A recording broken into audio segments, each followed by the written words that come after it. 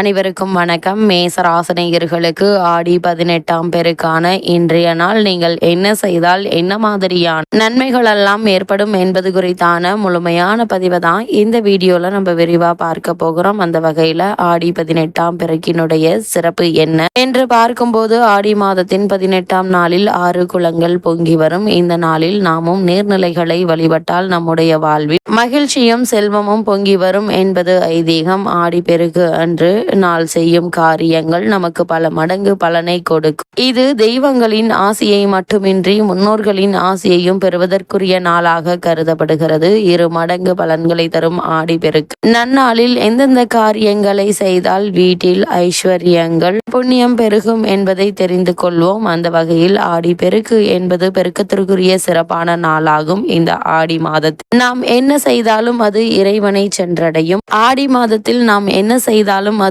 இறைவனை சென்றடையும். இந்த செயலுக்கான பலன்கள் நமக்கு 2 மடங்காக கிடைக்கும் என சொல்லப்படுகிறது. அப்படி ஆடி பெருக்கில் என்ன வேண்டி வழிபாடு செய்கிறார்களோ அதற்கான பலன் பல மடங்காக கிடைக்கும். இந்த நாளில் நீர்நிலைகளில் பொங்கி வரும் என்பது ஐதீகம். நீருக்கு நன்றி செலுத்தும் நாளாக ஆடி பெருக்கு சொல்லப்பட்டாலும் நமக்கு பல மடங்கு ஐஸ்வர்யத்தையும் புண்ணியம் பெருகுவதுடன் வாழ்க்கையில் மிகப்பெரிய மாற்றத்தை ஏற்படுத்தி பல மடங்காக பெருக்கி கொடுக்கும். அது மட்டுமில்லாமல் ஆடி பெருக்கு அன்று செய்ய வேண்டியவை என்ன என்று பார்க்கும்போது, ஆடி பெருக்கில் ஆற்றங்கரை குளக்கரைக்கு சென்று தீபம் ஏற்றி வழிபடலாம். புனித நீராடி முன்னோர்களுக்கு ஆடி பெருக்கில் ஆற்றங்கரை குளக்கரைக்கு சென்று தீபம் ஏற்றி வழிபடலாம். புனித நீராடி முன்னோர்களுக்கு செய்ய வேண்டிய புண்ணிய காரியங்களை செய்யலாம்.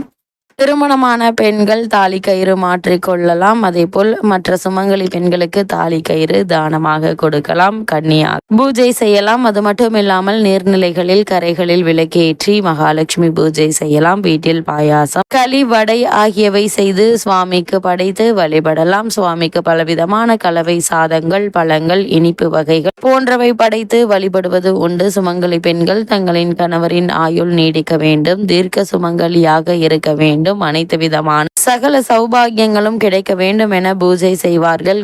பூஜை செய்யலாம். கோசாலைக்கு வேண்டிய பொருட்களை வாங்கி கொடுக்கலாம். குறிப்பாக மஞ்சள் விநாயகர் பிடித்து வைத்து விநாயகர் வழிபாடு செய்யலாம். முதலில் விநாயகர் வழிபாட்டினை செய்த பிறகே மற்ற வழிபாடுகள் செய்ய வேண்டும். இதனால் வாழ்வில் வெற்றிகள் பெருகும் என கூறப்படுகிறது. அம்பாளுக்கு வேப்பிலை மாலை கட்டி சர்க்கரை பொங்கல் போன்ற இனிப்பு செய்து வைத்து படைத்து வழிபடலாம். அது மட்டுமில்லாமல் ஆடி பெருக்கு அன்று வீட்டில் தினசரி சமையலுக்கு பயன்படுத்தப்படும் பொருட்கள் குறையாமல் இருக்கும்படி வாங்கி நிரப்பி வைக்க வேண்டும். ஆடி பெருக்கு அன்று நகை வாங்க முடியாதவர்கள் மஞ்சள் கிழங்கு சிறிதளவாது வாங்கி வைக்கலாம். தங்கத்திற்கு இணையான மஞ்சள் வீட்டில் செல்வத்தை பெருக செய்யும். ஆடி பெருக்கு அன்று குபேர நாணயங்கள் வைத்து அர்ச்சனை செய்து குபேர பூஜை செய்து வழிபடுவது மேலும் சிறப்பானது. சூரியன் புதன் சேர்க்கை நடைபெறும் நாளே ஆடி பெருக்கு என்பதால் நவதானியங்கள் வாங்கி வீட்டில் வைத்து வழிபடலாம். நவதானியங்களை மண்ணில் விதைக்கவும் செய்யலாம். மகாபாரத போர் நிறைவடைந்து தர்மம்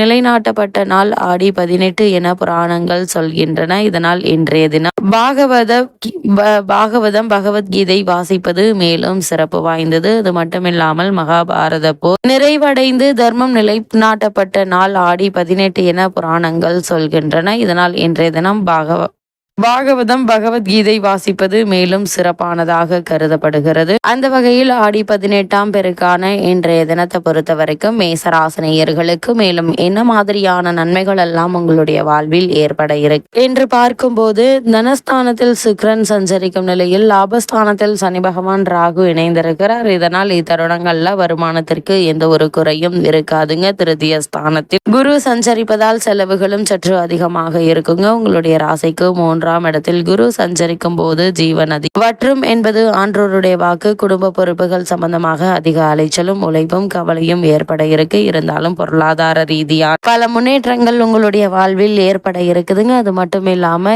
இந்த ஆடி பெருக்க பொறுத்த வரைக்கும் கணவன் மனைவியிடையே அன்பும் அந்யோன்யமும் அதிகரிக்க இருக்கு. இக்காலகட்டங்கள்ல பணவரவிற்கு ஏற்ற செலவுகளும் இருக்குதுங்க. இந்த செலவுகளை சுப செலவுகளாக மாற்றிக்கொள்வது உங்கள் கையில தாங்க இருக்கு. அதே போல் அந்நிய நாட்டிற்கு வெளிநாட்டிற்கு சென்று வரும் சாத்தியக்கூறுகள் உள்ளதையும் கிரக நிலைகள் தெளிவாகவும் உறுதியாகவும் எடுத்து காட்டுதுங்க. அதே போல மேச ராசியை சேர்ந்த உத்தியோகஸ்தர்களுக்கு ஆடி 18ஆம் பெருக்கான இன்றைய நாள்ல மேலும் என்ன மாதிரியான நன்மைகள் எல்லாம் ஏற்பட இருக்கு என்று பார்க்கும்போது, லாபஸ்தானத்தில் சனி மற்றும் ராகுவை குரு பகவான் தனது 9ஆம் பார்வையால் பலப்படுத்துவதால் ஊதிய உயர்வு, பதவி உயர்வு, உத்தியோகத்தில் சலுகைகள், பணி நிரந்தரம் என நீங்கள் எதிர்பாராத பல வாய்ப்புகள் கிடைக்க இருக்குது. அதே போல் பதவி உயர்வுடன் வெளியூர் மாற்றமும் ஏற்படக்கூடுங்க. புதிய வேலைக்கு முயற்சித்து வரும் மேசராசியை சேர்ந்த அன்பர்களுக்கு நிச்சயம் வெற்றி கிடைக்க இருக்கு. வெளிநாடு சென்று பணியாற்ற வேண்டும் என்ற ஆர்வம் இருந்துச்சு அப்படின்னா அதற்கான முயற்சிகளை தற்போது நீங்கள் தாராளமாக மேற்கொள்ளலாங்க. தற்காலிக பணியாளர்களுக்கு பணி நிரந்தரம் செய்யப்படுவதற்கான சாத்தியக்கூறுகள் இருக்குதுங்க. அதே போல் மேசராசியை சேர்ந்த தொழில் மற்றும் வியாபாரம் செய்பவர்களுக்கு மேலும் என்ன மாதிரியான நன்மைகள் எல்லாம் ஏற்பட இருக்கு என்று பார்க்கும்போது, சந்தை நிலவரம் உங்களுக்கு சாதகமாக அமைஞ்சிருக்குதுங்க. உற்பத்தியை அதிகரிக்கலாம். நிதி நிறுவனங்கள் மற்றும் சக கூட்டாளிகளுடைய ஒத்துழைப்பு உங்களுக்கு கிடைக்க இருக்குது. புதிய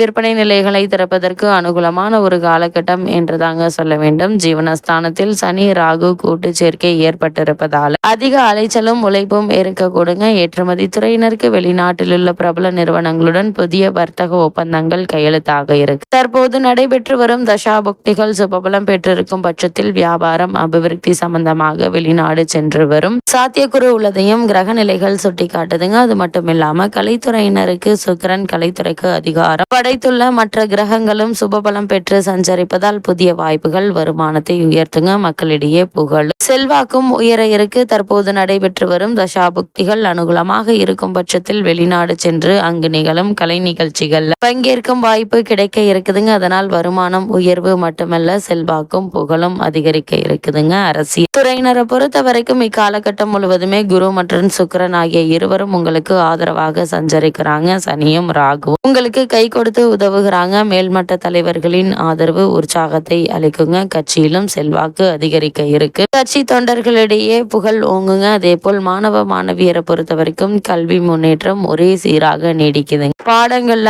ஆர்வம் அதிகரிக்க இருக்கு. கிரகிப்பு திறனும் நினைவாற்றலும் அதிகரிக்குங்க. விடுதிகள்ல தங்கி படித்து வரும் மாணவ மாணவியருக்கு குடும்ப கவலைகள் மனதை அரிக்குங்க. ஆசிரியர்கள் ஆகியோருக்கு ஆதரவு பெருகக்கூடிய ஒரு தருணமாகவும் அமைஞ்சிருக்குது. மேசராசி சேர்ந்த விவசாயத்துறையினரை பொறுத்த வரைக்கும் பூமிக்காரகரான செவ்வாய் அனுகூலமாக இல்லைங்க. இருந்தாலும் விவசாய பணிகளுக்கு அதிகாரம் கொண்டுள்ள மற்ற கிரகங்கள் சுபபலம் பெற்று வலம் வருவதால் விளைச்சலும் வருமானமும் திருப்திகரமாக இருக்குங்க. இருந்தாலும் சந்தையில் உங்களுடைய விளை பொருட்களுக்கு நல்ல ஒரு விலை கிடைப்பதால ஒருவேளை உங்களுக்கு பழைய கடன்கள் இருந்துச்சு அப்படின்னா அவற்றை அடைத்து நிம்மதி பெற ஏற்ற ஒரு தருணமாக தான் இக்காலகட்டம் அமைஞ்சிருக்குது என்பதை கிரகங்களுடைய சஞ்சார நிலைகள் தெளிவாகவும் உறுதியாகவும் எடுத்து காட்டுதுங்க. மேசராசினியர்களை பொறுத்தவரை எதிர்பாராத பல முன்னேற்றங்களை இப்போது நீங்கள் தாராளமாக எதிர்பார்க்கலாங்க. அது மட்டும் இல்லாம மேசராசினியர்களுக்கு கிரக நிலைகளின் ரீதியாக கூறப்படும் பரிகாரம் என்ன என்று பார்க்கும்போது, ராசிக்கு 3ஆம் இடத்திற்கு உரிய குரு பகவான் சஞ்சரிப்பதால் திருக்கோவில் ஒன்றில் தீபத்தில் சிறிது நெய் அல்லது நல்லெண்ணெய் சேர்த்து வந்தால் போதுங்க. எண்ணற்ற நன்மைகள் உங்களுடைய வாழ்வில் ஏற்படும்.